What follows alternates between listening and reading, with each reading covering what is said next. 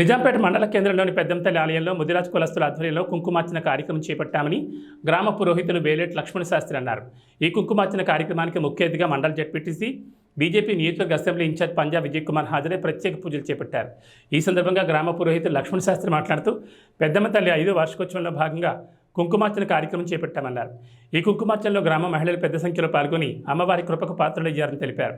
పెద్దమ్మ తల్లి దయతో పాడి పంటలు సుభిక్షంగా పండాలని, గ్రామ మండల ప్రజలు సుఖ సంతోషాలతో బద్దెల్లాలని అమ్మవారిని వేడుకున్నామన్నారు.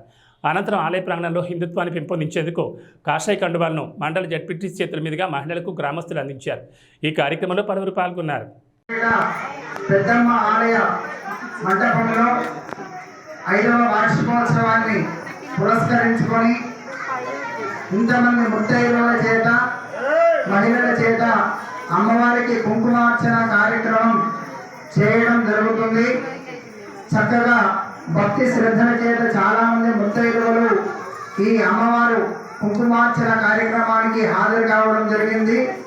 చక్కటి పాడి పంటలు పండి విద్యా ఉద్యోగ వ్యాపార వ్యవసాయాలతో సుఖంగా సంతోషంగా ఉండాలి అని చెప్పి ఈ పెద్దమ్మ తల్లి మందిరంలో కుంకుమార్చన కార్యక్రమం చేయడం జరుగుతుంది. ఈ వార్షికోత్సవ ఫలితం అందరికీ కలిగి కులానికి, ఇంటికి, గ్రామానికి, రాష్ట్రానికి లోక కళ్యాణం జరిగి శుభం కలుగుగాక.